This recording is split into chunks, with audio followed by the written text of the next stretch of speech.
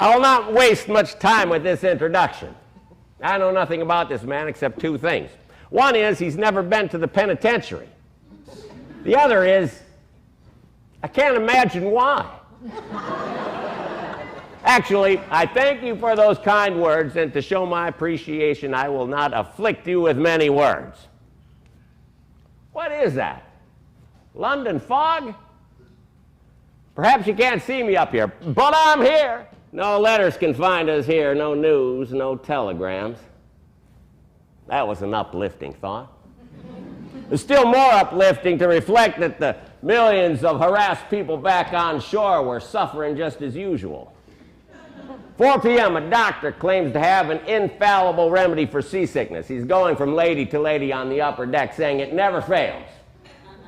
7 p.m., all the ladies are seasick and gone to bed, except the Scotchman's wife.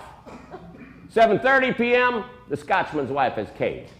8 p.m., the doctor is emptying himself over the side of the ship. So much for infallible preventatives to seasickness. Delight, rapture, ecstasy. These are the best words I can find, but they are not sufficient. They are not strong enough to project that sense that that first vision of rural England brought to me.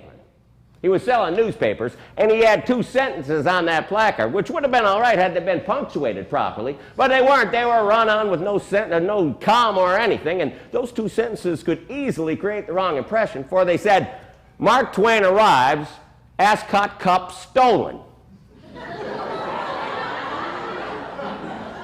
Well, no doubt many people were misled by these 2 sentences joined together in this unkind way. I have no doubt that my character has suffered for it. I should try to defend my character, but how can I? I can say this right here, and you can tell by looking at my face that I mean it, that I'm sincere, that I have not got that cup. I have not seen the cup. I did not have a chance to get it. On this, my first visit to the prodigious metropolis, London, I stand bewitched, as it were, and gaze upon Leicester Square.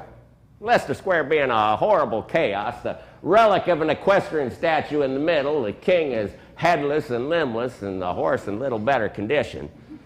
I go visit the mortuary effigies of noble old Henry VIII and Judge Jeffreys and the preserved gorilla, and I wonder, which of my ancestors do I admire the most? I've been to that matchless Hyde Park. I've been to the British Museum. I'd suggest that you drop in there sometime if you have, 5 minutes if you've never been there before. I think it is the single most magnificent monument that this nation has yet erected to its greatness. Everything in this monster city interests me, and I cannot help but talk, even at the risk of being instructive.